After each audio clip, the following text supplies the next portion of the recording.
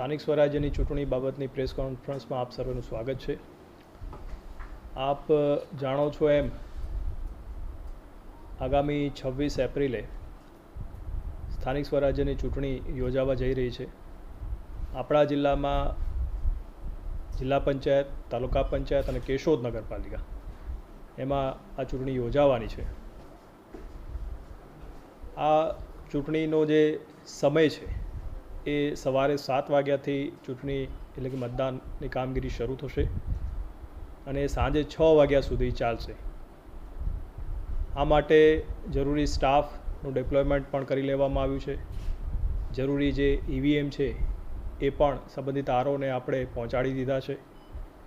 એની બાબતની જાણકારી તમામ ઉમેદવારશ્રી, રાજકીય પક્ષ તમામને કરી દેવામાં આવી છે.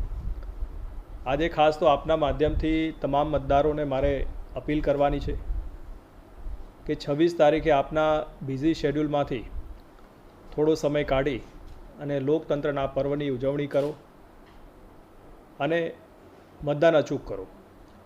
જેમ મેં કીધું, સવારે 7 વાગ્યાથી લઈને સાંજે 6 વાગે એટલે દિવસ દરમિયાન 11 કલાક જેટલો સમય છે કે જેમાં આ મતદાન થઈ શકશે. તો મને ખાતરી છે કે મતદારો એમાં હોંશે હોંશે ભાગ લેશે અને મોટા પ્રમાણમાં મતદાનની આ કામગીરીમાં સહકાર આપશે. મતદાનના દિવસે અમુક તકેદારી રાખવા માટે પણ મારી ખાસ મતદારોને એક વિનંતી છે. એક કે આપ જ્યારે મતદાન કરવા જાઓ ત્યારે આપની પાસે ચૂંટણી પંચ દ્વારા આપવામાં આવેલું ચૂંટણી કાર્ડ હશે, એ ઓરિજિનલ આપ લેતા જશો. જો આપણી પાસે કોઈપણ કારણસર ચૂંટણી કાર્ડ ન હોય તો ચૂંટણી પંચે બીજા 14 જેટલા અલગ અલગ દસ્તાવેજ નક્કી કર્યા છે, જેમાં આધાર કાર્ડ છે, પાન કાર્ડ છે, પાસપોર્ટ છે, એવા અલગ અલગ દસ્તાવેજ છે. એ પણ આપ ઓરિજિનલ ત્યાં લઈ અને મતદાન કરી શકો છો. મતદાનના દિવસે બીજી ખાસ વિનંતી એ છે કે આપ આપના મોબાઈલ, કેમેરા વગેરે લઈને ન જશો, કારણ કે મતદાન મથકમાં એની સાથેનો પ્રવેશ જે છે નિષેધ હોય છે, એમાં એની સાથે પ્રવેશ કરવા દેવામાં આવતો નથી. આપ આપનું જે નામ છે મતદાર યાદીમાં અચૂક જોઈ લેશો. એના માટે અમારી હેલ્પલાઇન છે 1950 પર આપ સંપર્ક કરી શકો. સાથે સાથે સ્ટેટ ઇલેક્શન કમિશનની વેબસાઇટ છે, એના પર પણ આપ સંપર્ક કરી શકો છો. હવે ખાસ તો એ દિવસે જ્યારે મતદારો મતદાન કરવા જશે ત્યારે અમુક ખાસ મતદાન મથકની અંદર કઈ પ્રકારની કાળજી રાખવી એની વિશે આપના માધ્યમથી મારે લોકો સુધી માહિતી પહોંચાડવી છે. નગરપાલિકાની જે ચૂંટણી હોય છે એમાં એક વોર્ડમાંથી 4 ઉમેદવારો ચૂંટાતા હોય છે. એટલે કે એક મતદારે વધુમાં વધુ 4 ઉમેદવારોને એને મત આપવાનો હોય છે. એટલે મતદાર જ્યારે એના મતકુટીરમાં જાય એટલે આ પ્રકારનું બીયું હોય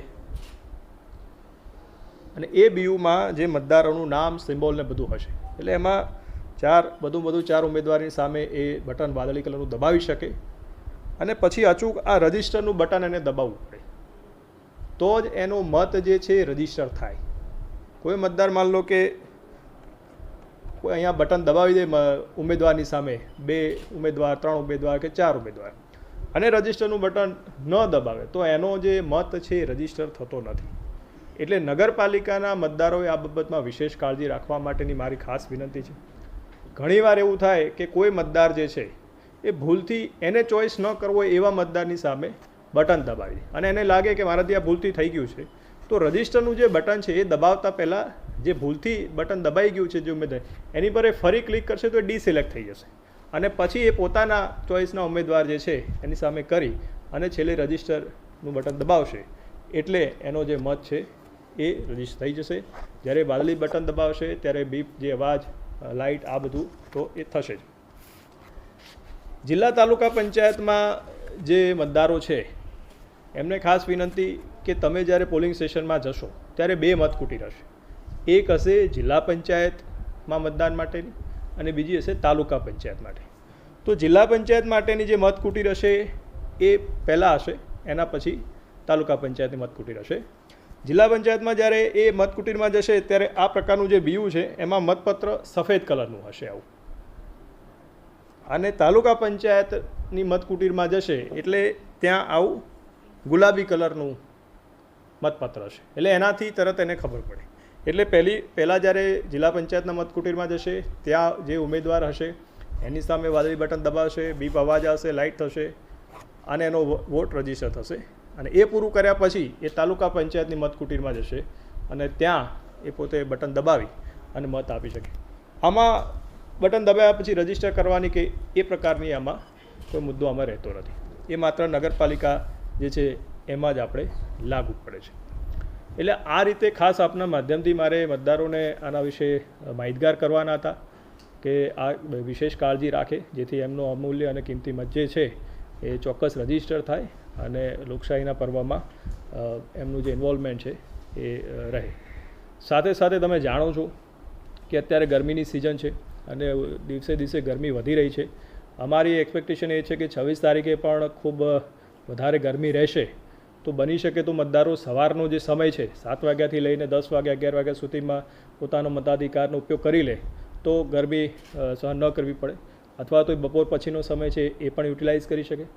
પરંતુ બપોરના સમયે મતદારોને તકલીફ ન પડે એના માટે જે અમારા પોલિંગ સ્ટેશન છે એની પર અમે પીવાનું પાણી છે, શક્ય હોય ત્યાં છાંયડો છે, હેલ્થના સ્ટાફની મદદથી અમે ORS પાવડર, અમારા હેલ્થના સ્ટાફની પણ એ ત્યાં નિમણૂક કરી છે જેથી કોઈ તકલીફ ન પડે.